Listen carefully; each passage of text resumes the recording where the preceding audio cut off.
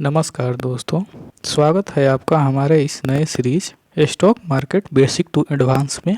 अगर आप share market की दुनिया में नए हैं और सीखना चाहते हैं कि आखिर पैसा कैसे लगता है, स्टॉक मार्केट कैसे काम करता है और किस तरह से आप इसमें समझदारी के साथ निवेश या ट्रेडिंग कर सकते हैं, तो ये सीरीज आपके लिए ही है। सबसे पहले बात करते हैं निवेश की जरूरत क्यों है।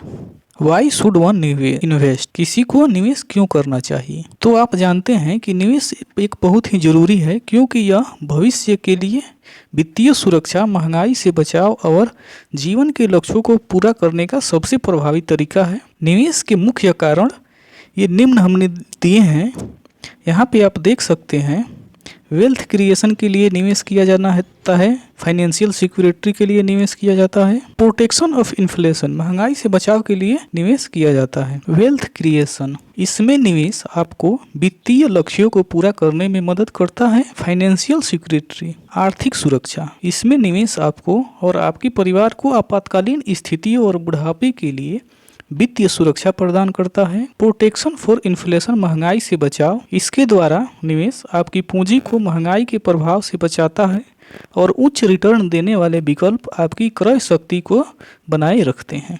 अब बात करते हैं वेयर टू इन्वेस्ट, कहाँ इन्वेस्ट करें।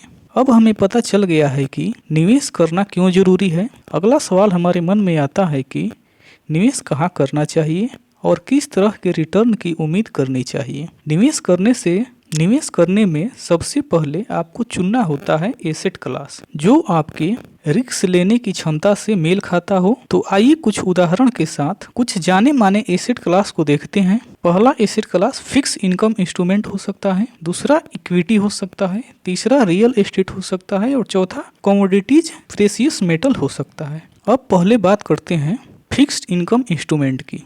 सामान्यतः फिक्स इनकम इन्वेस्टमेंट के अंतर्गत ये सारी निम्न चीज़ें आती हैं, तो इनके बारे में एक एक करके हम देखेंगे। अब बात करते हैं फिक्स इनकम इंस्ट्रूमेंट की। Typically fix income investment include, सामान्यतः फिक्स इनकम के अंतर्गत ये सारी चीज़ें आती हैं, तो इनको बारी बारी से देखते हैं। पहला है fix deposit offered by bank, जो भी हमारे बैंक के द्वारा फिक्स डिपॉजिट ऑफर किया जाता है उसमें सामान्यतः रिटर्न 6 से 7% के आसपास होता है।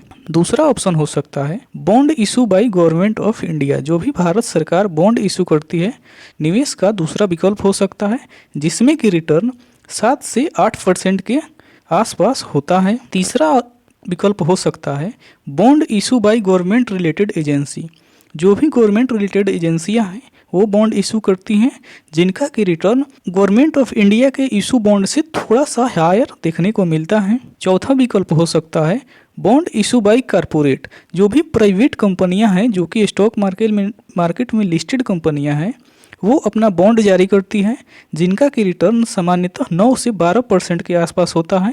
ये एक विकल्प का ऑप्शन हो सकता है। अब बात करते हैं इक्विटी के बारे में कि इक्विटी क्या होता है। इक्विटी का मतलब सामान्यतः होता है शेयर बाजार में लिस्ट हुई कंपनियों के स्टॉक को खरीदना। जब आप इक्विटी में निवेश करते हैं तो कैपिटल की गारंटी तो नहीं होती है, लेकिन इक्विटी में जो आपको रिटर्न मिलता है वो काफ़ी आकर्षक हो सकता है।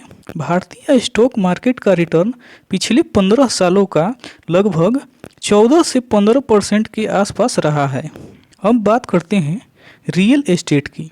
दोस्तों, रियल एस्टेट के तहत आप निवेश मकान, दुकान, जमीन या अन्य बहुत सारी अचल संपत्तियों में कर सकते हैं। इस निवेश से दो तरह की कमाई हो सकती है। पहला कमाई रेंट के रूप में और दूसरी कमाई प्रॉपर्टी की कीमत बढ़ोतरी से होती है। लेकिन इस निवेश में बहुत पेचीदगी है और उलझन होती है, बहुत वक्त लग सकता है और साथ ही निवेश के लिए एक काफ़ी बड़ी रकम की मात्रा की आपको ज़रूरत होती है। अब नेक्स्ट पॉइंट बात करते हैं कमोडिटी या बुलियन की। दोस्तों, सोना और चांदी निवेश का जाना माना विकल्प है।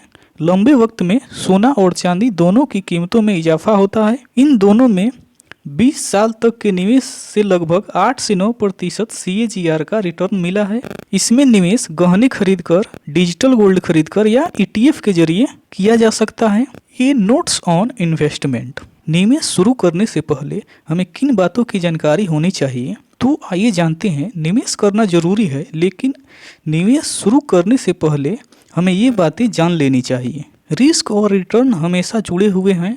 ज़्यादा रिस्क होगा तो ज़्यादा रिटर्न होने की संभावना है, कम रिस्क होगा तो रिटर्न भी कम होने की संभावना है। अब आइए इसके टेबल के साथ समझते हैं। यदि हम लो रिस्क वाले विकल्प चुनते हैं तो इसके अंतर्गत एफडी, गवर्नमेंट बॉन्ड और एसडीएल जो कि स्टेट डेवलपमेंट लोन होता है, ये सारी चीज़ें लो रिस्क कैटेगरी के अंतर्गत आती हैं, जिनका कि रिटर्न सामान्यतः 7 से 9% के आसपास होता है। मीडियम रिस्क की बात करें तो मीडियम रिस्क में कॉरपोरेट बॉन्ड और कमोडिटीज आती हैं, जिनका कि रिटर्न लगभग CAGR के हिसाब से देखें तो कॉरपोरेट बॉन्ड का रिटर्न लगभग 8 से 12% के आसपास होता है और कमोडिटीज का रिटर्न 8 से 9% के आसपास होता है। अब हायर रिस्क की बात करें तो हायर रिस्क के अंतर्गत इक्विटी आती है, जो कि लिस्टेड कंपनियों का शेयर होता है और इनका रिटर्न सामान्यतः पिछले 15 सालों में 14 से 15% CAGR के आसपास रहा है। तो दोस्तों, stock market basic to advance series का ये लेक्चर 1 है।